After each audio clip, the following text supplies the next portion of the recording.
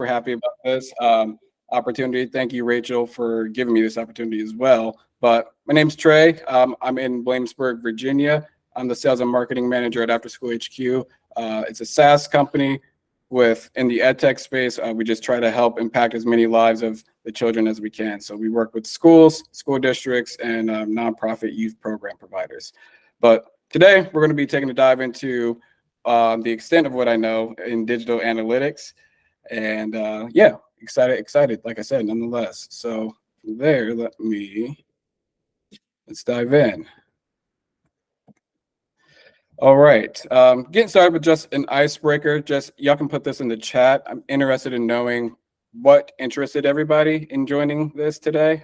Just if there was something in particular you wanted to know about digital analytics, if you have a business where you're trying to improve something.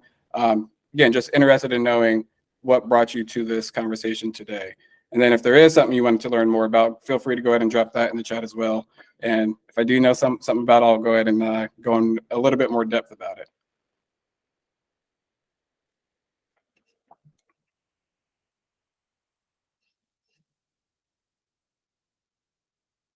And if it's just here, just for, general knowledge, that's okay too.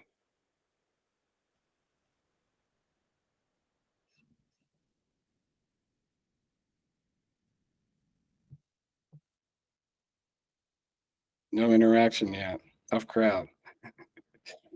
It's all right. I will, if it's just a general knowledge thing, then let's go ahead and get started. Okay. Thank you.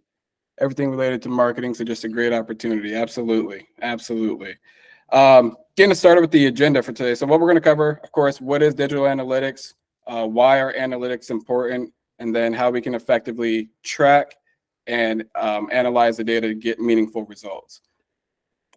So first off, what is digital analytics? By definition, it's the process of collecting and measuring online data to just understand user behavior and optimize their digital experience. So what that means, we're analyzing key metrics, email open rates, click rates, things like that, depending on what your goal is. Really, the analytics you track should depend on your ultimate goal, but we'll get into that a little bit more later. So yes, getting into the different types of digital analytics, there are 4 types: descriptive, diagnostic, predictive, and prospective. In After School HQ, what I do a lot, the type of analytics we do a lot of are the descriptive analytics.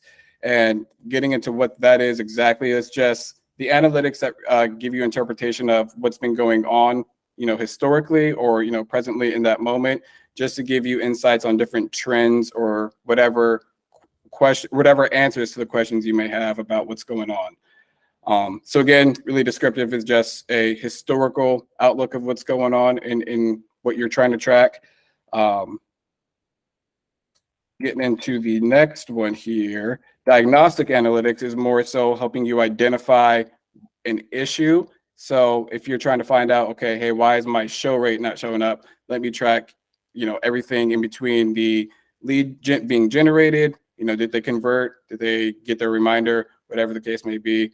Diagnostic is really helping you define or find out the cause of a specific issue.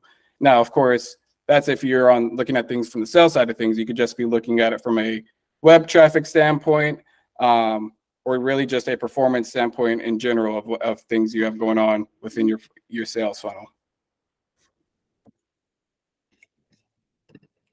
And forgive me, I can't see the chat at the moment. So if you do have something that I don't see, feel free to cut me off while I'm talking.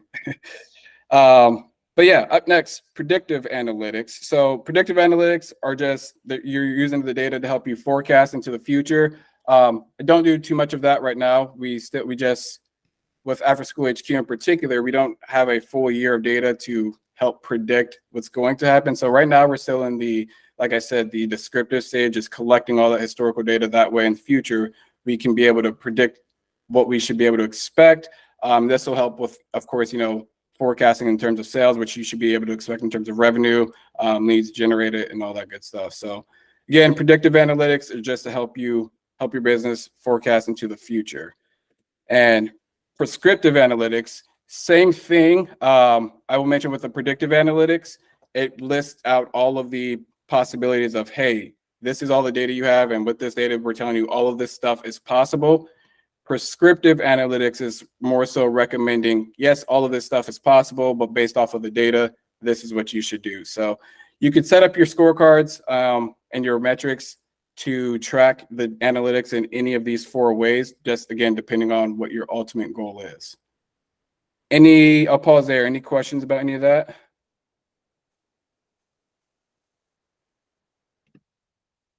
All right, good stuff.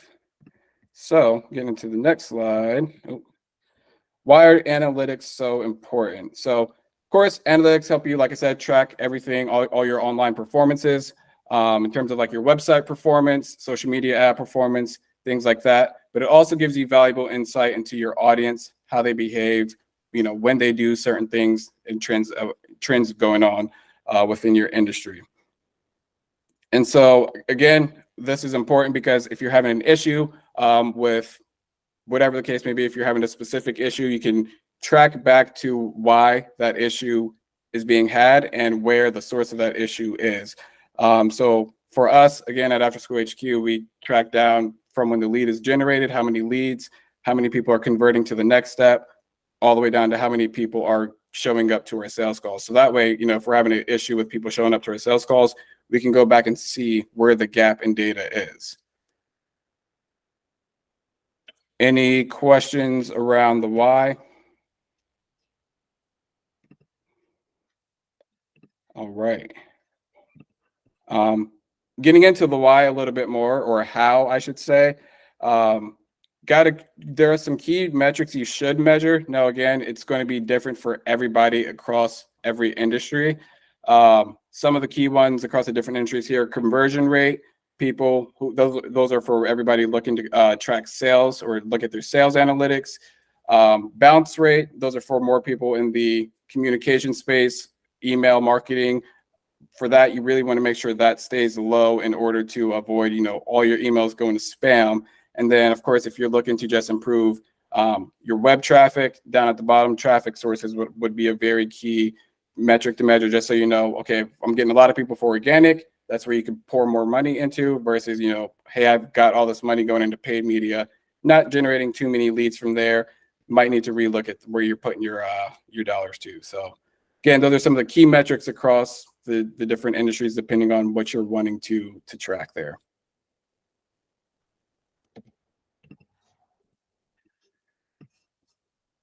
All right, and then again, social media analytics. I'll get into that a little bit. So we run Facebook ads.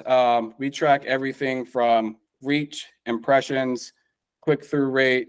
Can't think of the last one, of course, but all of those metrics, they're not meaningless to us or meaningful. And that's really what's important, is making sure you're tracking things that matter. You just don't want to be tracking data just to track it. So if your reach does not matter to you, or if your impressions don't matter, there is no need to track it, of course. But with analytics, tracking things such as your click-through rate is important, just so you know how much of your audience is actually interacting with your ad. So you can be putting a lot of money into it without realizing, okay, nobody's actually even clicking on this thing, reading, caring about what I'm posting. So again, it just is a good way for you to know if your money is being efficiently spent or not.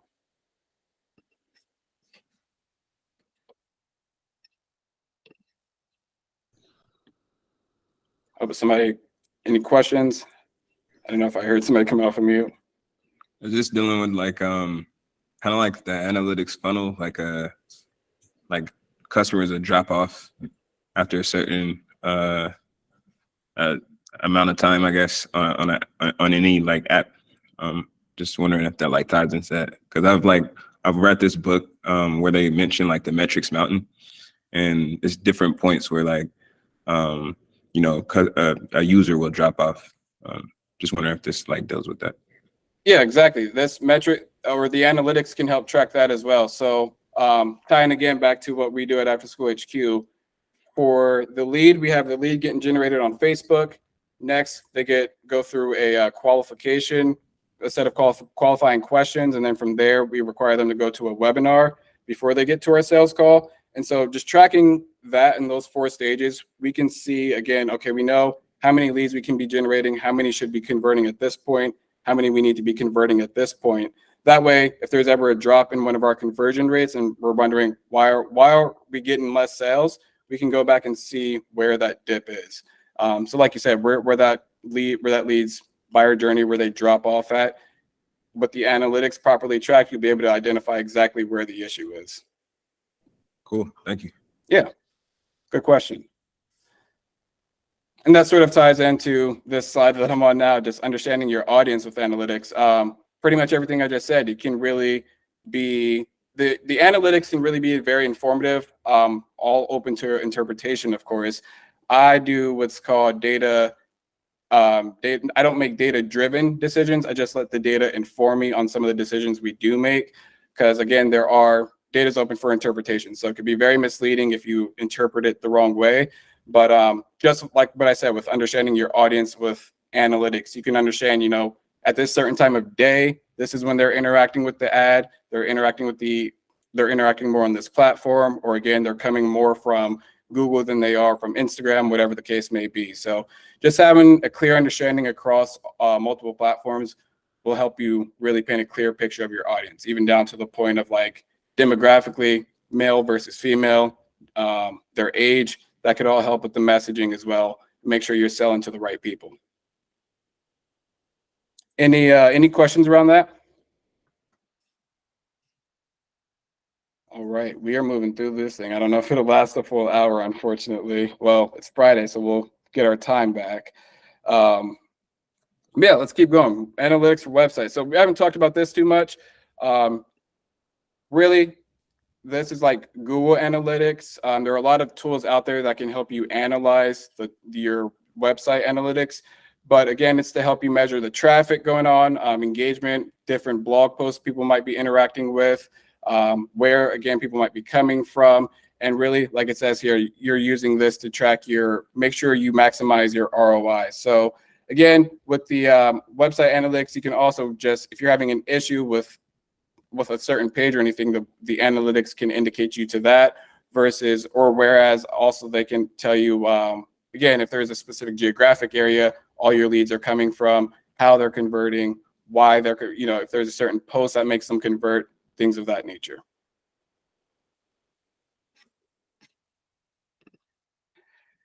All right, tools. Like I said, Google Analytics, there are a lot of tools out there that can really just take a deep dive into how you analyze your data, even as far as like SEO. There's SEMrush.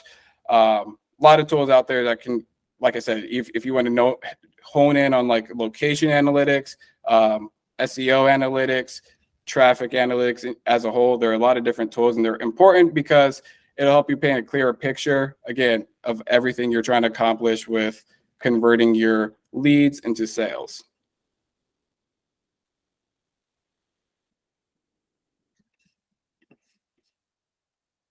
Then, of course, like I mentioned, interpreting your data.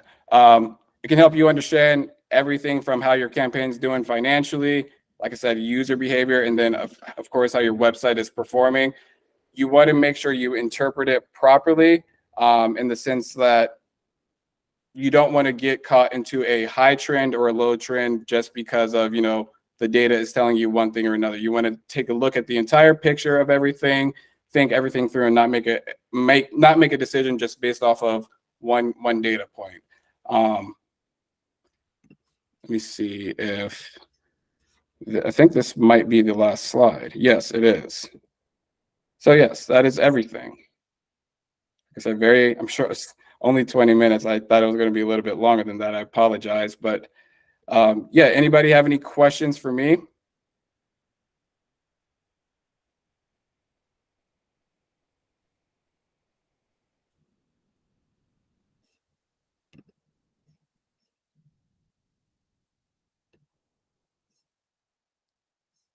All right. Sorry, Rich.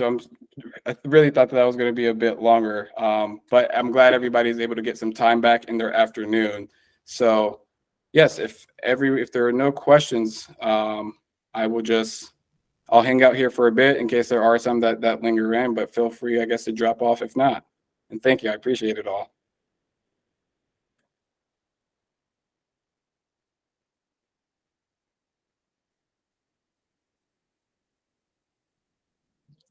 Yep, no problem. Thank you all.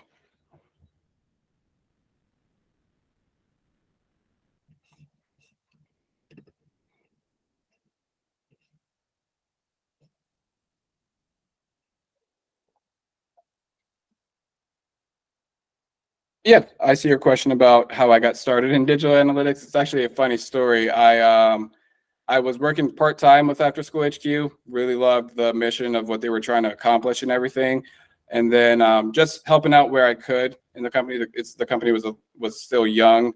They didn't really have a specific need at the moment, so again, was just helping on a lot of different projects where I could. And San gave me the option to go down the route of sales or the route of digital marketing, and I didn't know a thing about digital marketing, and that intrigued me. So said definitely, I knew what sales was, knew about sales, but like I said, didn't know anything about digital marketing. So it's like, yeah, let's go down that unknown route, and here we are. We've been able to do great things. So definitely appreciative of that. And then even more so from there, I was able to learn a lot in digital marketing and analytics in general through a course called Mint. If you were on a couple weeks ago, Sam did a lunch and learn as well and mentioned them. But great company. Really get into how to effectively market your product on Facebook or Instagram. But yes, they really taught me a lot. Pretty much everything I know in terms of analyzing the data, what metrics to look for, how to know, if your ads are performing properly and all that stuff. And I would have shared all of that today, but everything is so I didn't want to get into too many specifics with you all. So wanted to keep it as general as possible.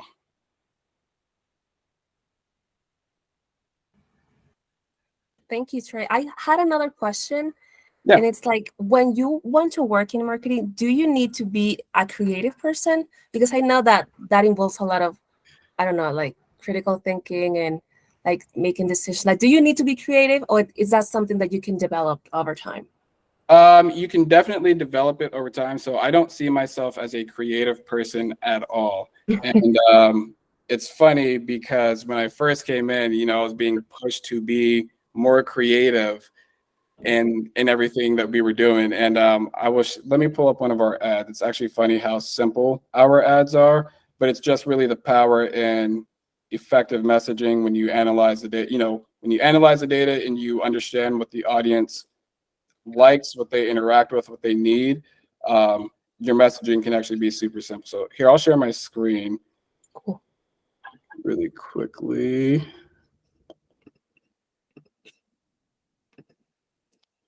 All right, can you see the Facebook ad stuff? Yeah. Okay, so yeah, this is our ad here. As you see, there's no images or anything. It's just two colors with some words on there. It's called a color block ad, and just very simple. We know what their pain point is for our audience. So again, it's direct, highlighting their pain point, and effective, surprisingly. So to answer your question, no, you do not need to be creative in order to get into marketing. If so, I would not have got into marketing myself. If I was told you need to be creative. That's impressive. I thought that you have to be like this genius, like have this wonder world in your mind. So this is interesting. Thanks for sharing. Yeah, not a problem. Yeah, I definitely don't have to be a genius. You do have to be agile, because things do change, and of course, when you're in the data, you're learning what does change.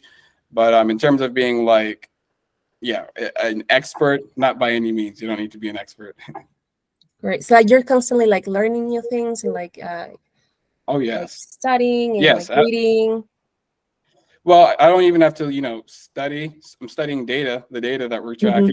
But no, in terms of like learning new things in marketing, I think that the Mint course was really great. They taught me a ton in a short amount of time.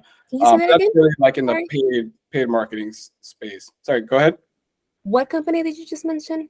Mint CRO. Okay, thank you. Yeah, that's more in the paid marketing space. Now, I don't know too much. I'm not an expert by any means in like SEO or anything like that, but we are going to get into that a little bit this year. So I'm excited about that. Awesome. Thank you. Yeah, thank you. Great questions. Any other question, you guys?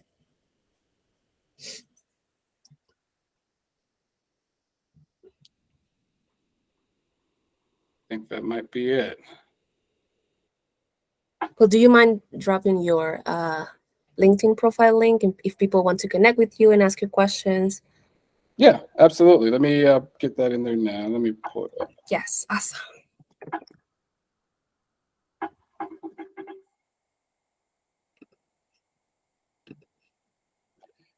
Oh, so maybe not actually, because with I have to verify. That's okay. I can like do a quick search. Yes, I'm sorry. I think I shared in an email, so that's all good. Sorry about that. No problem. Thank you so much. Yeah, not a problem. I'll still try and pull it up, but yeah, I can't get into it right now. I will. I'll send it to Rachel, and then maybe Rachel, you can share it with everyone.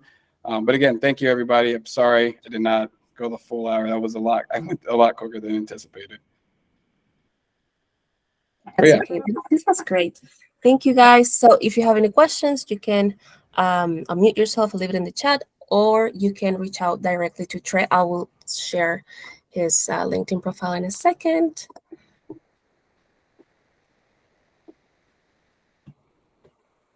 Yep, no problem.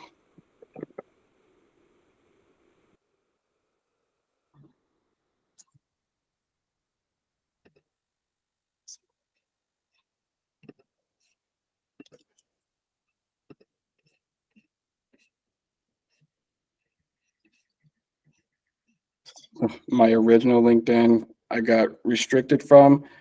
I had to verify my identity. It was taking a long time. I created another one, and now that one's making me verify my identity. So, is your current LinkedIn profile linked to the after school LinkedIn page? yes. Okay. I believe so. And it's just Tre Blunt. I'll also It's not showing for me for some reason, but that's okay. Like when you have a second, just send me the link and I'll share it with our students. I will be uploading this to our Notion board, so they're gonna have like space so they can contact you. Okay, sounds good. Awesome. Thank you so much for joining us today. We appreciate it. Yeah, thank you all. I appreciate it. Okay, thank you guys. Have a great weekend. Yep.